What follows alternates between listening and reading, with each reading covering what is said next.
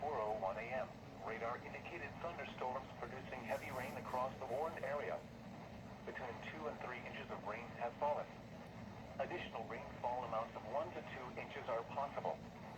Flash flooding is ongoing or expected to begin shortly. Hazard: flash flooding caused by thunderstorms. Source: radar.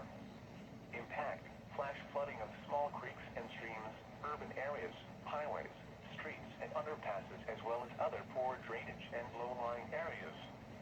Some locations that may experience flash flooding include Dayton, Kettering, Middletown, Fairfield, Mason, Miamisburg, Lebanon, Forest Park, Springboro, Sharonville, Monroe, Blue Ash, Loveland, Trenton, Franklin, Springdale, Reading, Montgomery, Wyoming, and Bellbrook.